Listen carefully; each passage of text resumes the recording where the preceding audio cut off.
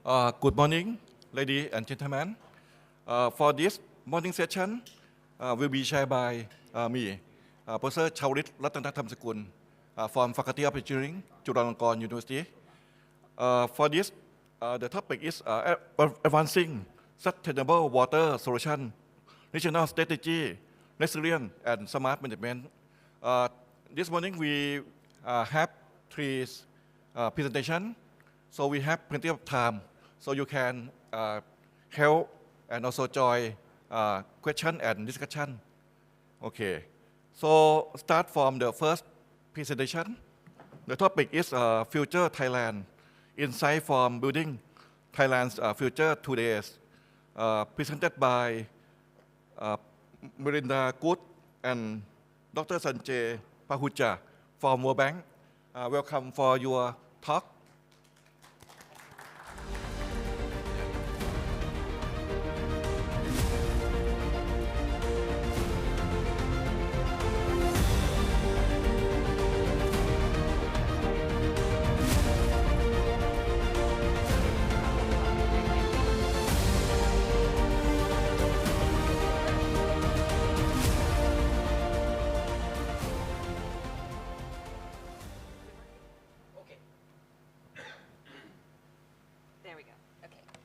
Sawadika, everyone, good morning. Thank you so much for having us here for the Thai Water Forum.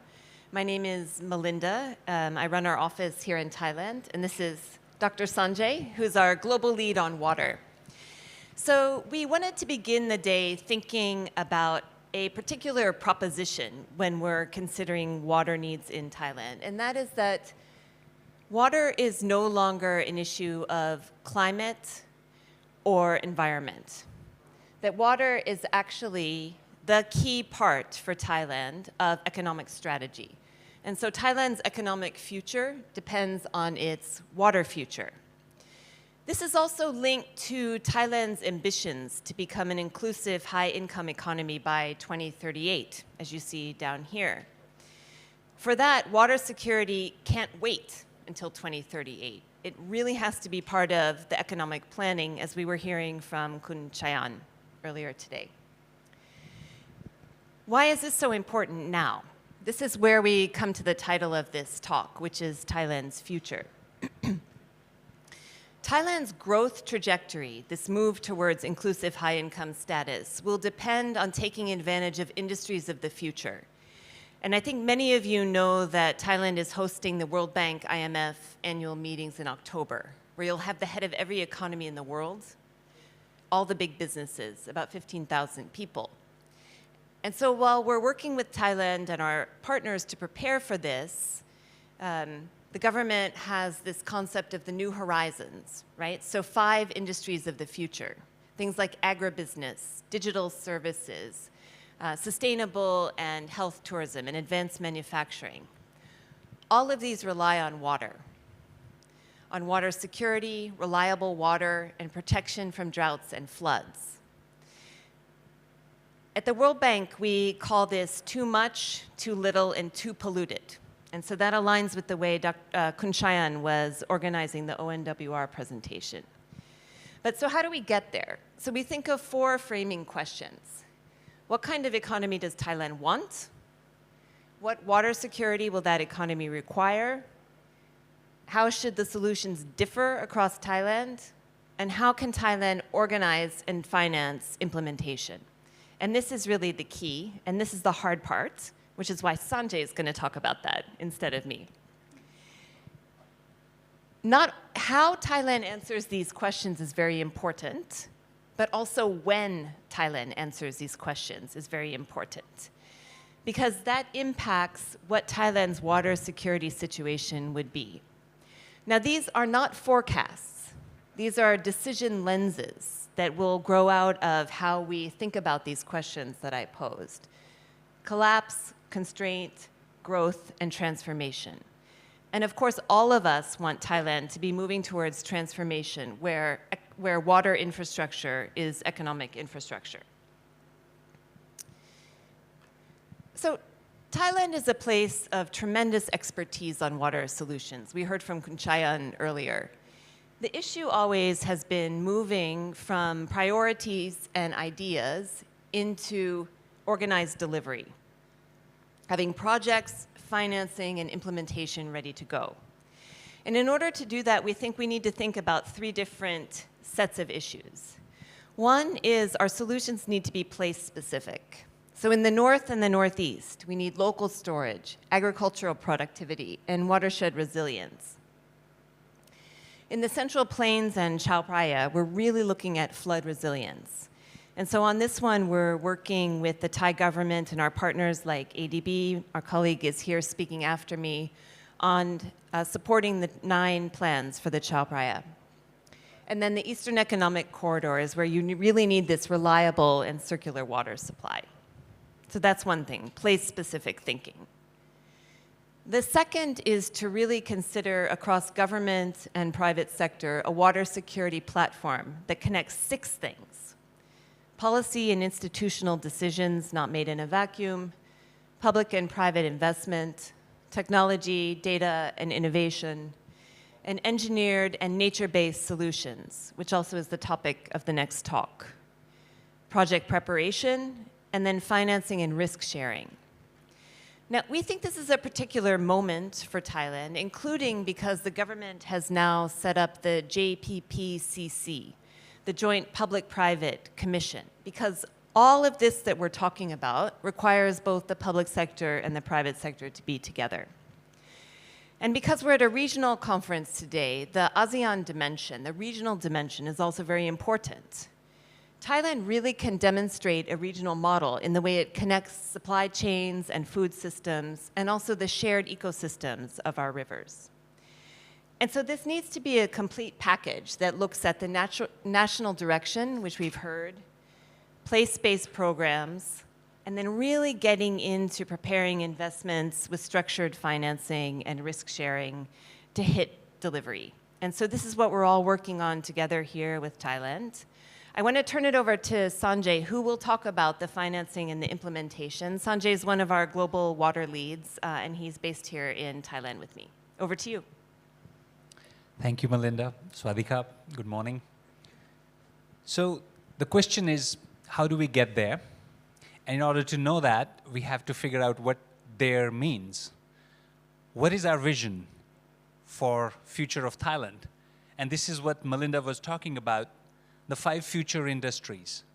So this builds upon the 20-year strategy that Thailand has developed, and the World Bank worked on it some more by looking at how the global economy is evolving, what's changing, and a lot is changing, and what are Thailand's capabilities and potentials, and what is therefore the best way to grow in this broader global context. And those are the 5 industries: advanced manufacturing, food and agribusiness, tourism wellness, digitech, and green and circular economies. So if that is our plan, and this was not just the World Bank, but extensive consultation with industry and government, so then we go back from that and say, well, what kind of water sector we need? So instead of just doing projects one by one, or let's do this storage here, let's do this pipeline there, we have to work backwards. And that means looking at how much water is needed, what quality of water, what's the reliability of that water supply. Now, if we are bringing in semiconductor manufacturing, it's not a lot of water that they need, but they need it at very high quality and at very high reliability in terms of dollar terms, much more than agriculture. And how can those sectors be resilient? And that's where we see that water, a backwards link from defining our industrial sector. And I talk about industrial sector because for our people, we generally know what we need and we are quite well placed. And that's kudos to Thailand for having taken care of that part of it. Yeah, thank you. So now we look at geographic differentiation. And actually, I'll jump straight to the next one. 3 areas which have different challenges, different solutions, and even Thailand is at different places in terms of its framing what we need to do and how much needs to be done. And I'll also like to bring up the concept of hydraulic civilization. This concept comes from the late 50s and defines hydraulic civilization as a place where control of water, advanced control of water, has led to development of civilization. That's how the state came up. And this was a historian, Carl Wittfogel, and he gave examples of the Nile, the Egyptian civilization, the Mesopotamian civilization, and the imperial China, where government originated, the state originated because we had to control water. And if you look at Thailand, it's also a hydraulic civilization. Our ancient kingdoms of Sukhothai, Ayutthaya, they came up on the Chao Phraya, and they came up because we needed to have irrigated agriculture of rice. Now that was old days, but if we now look at the Chao Phraya Basin, we're not worried about rice and irrigated agriculture, but everything, the beating heart of the country, 2/3 of our GDP, 40% of our people are in the Chao Phraya Basin, and we suffer from a very high risk of floods. So the main challenge here is to protect that heart of the country, the heart of our civilization. And to do that, Thailand has done a lot of work, especially since the big flood of 2011. However, implementation, we are not where we should be 15, 16 years after that event. So we see that this government is moving. Plan 1, Plan 2 of Chao Phraya, Plan 7, these are big infrastructure investment projects, and the government is moving with those, and that's one of the big parts. And if you want to look at an analog, another hydraulic civilization in modern times, that is similar to the challenge here, we look at the Netherlands.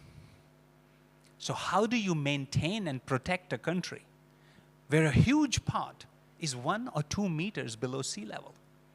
But you're still trying to get, sometimes, for some areas, protection against a 1,000-year flood. So there are places that have done it, and I think we can do that here. The next geography is very different from Chao Phraya. It's the Eastern Economic Corridor. You don't have the flood problem here. There's sunshine, it's well connected, diverse stakeholders in terms of water, but we suffer from water scarcity. So it's 15% of Thailand's GDP, but if all the developments that we are trying to develop there, if they come about, we are looking at 40% deficit in average years. In dry years, much higher. And every now and then, every 2 to 3 years, we enter a situation of shortage. And these are some back of the envelope numbers. We are looking at somewhere around $150 million in coping costs that the industry pays because of water shortages. So what do we do there? There's a long list of water supply projects. We have to do them, but we can't still, even with those water supply projects, we'll have a gap. So we have to get out of the supply mind frame and look at what are our biggest sources of water. Less than 1/3 of wastewater is treated in Thailand. And that is the source of water sitting there for us, especially for industrial users. So that's the source of new water. We can look at improving water productivity and efficiency. So the big question is, how do we do that? And this is something where you have a lot of industrial users with a lot of know-how, but we need a change in policies. Right now, there are very little incentives to treat wastewater, to reuse it. So therefore, we're all using high-quality, potable quality water. And that's something where working jointly between public and private, having a common platform to think about these solutions is the way to go. And if I were to look at another hydraulic civilization that matches this setting, that's California. Again, a lot of sunshine, but you need water, and if you don't fix your water system, you're not going to have a place. And if we go to the third setting, this is the Northeast, Isan, the Isan region, which literally means the Northeast.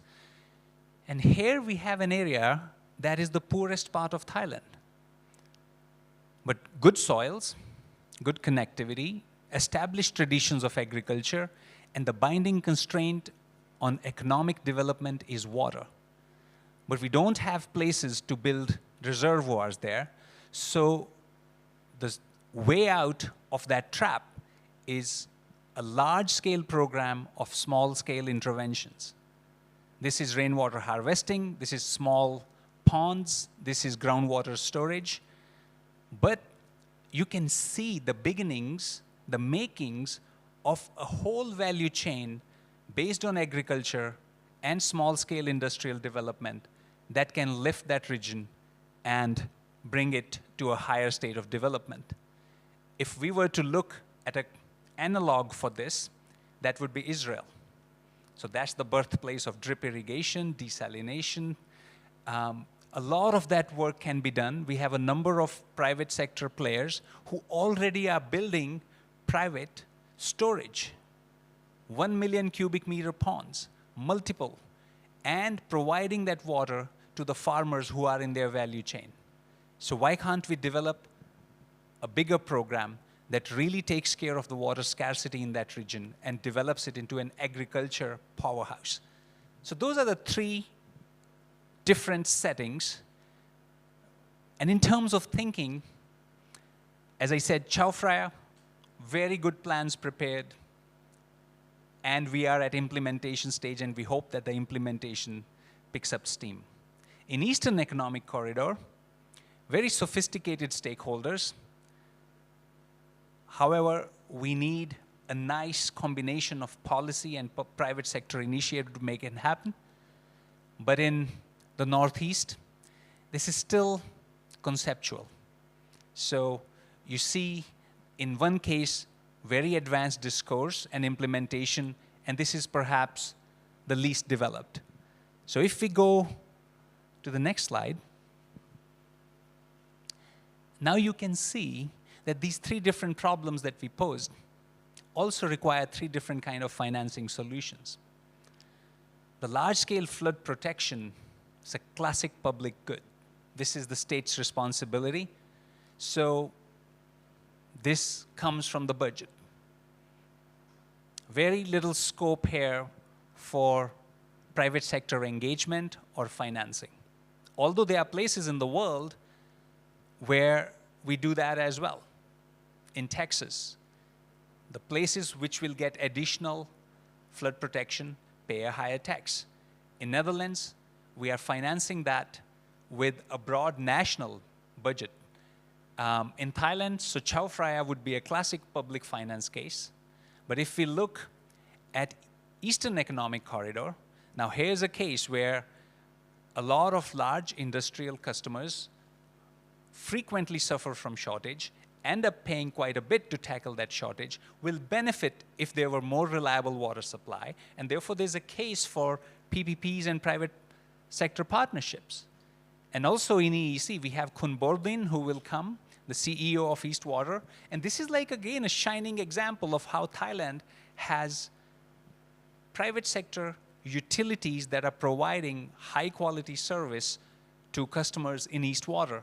And therefore, there's a lot of scope of commercial and utility finance. And finally, on the innovative side, how do we do risk sharing? How do we do value capture in many of these developments? And that is where three different typologies require three different kind of solutions. So there's no one size fits all. There's one more. Yeah. Oh, no, back.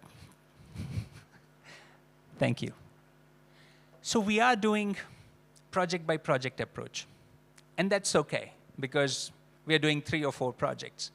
But to get to where Thailand wants to go, we have to figure out how to build a system that takes these projects and takes them to implementation. So what's that platform? And in that case, I'll just give a small example, and that's the last thing I'll say. There's been an Eastern Economic Corridor water platform that has been set up. It's led by the Secretary General of EEC office and co-led by a private sector lead. And they have come together, legally established this platform, and looking at solutions together so that we're not doing guesswork. We are sitting there and suddenly a new policy comes and says, you're going to do this with wastewater. But it's collaboratively coming to look at solutions and how implementable they are and building support for implementing them. So that's where I'll close it. Thank you very much.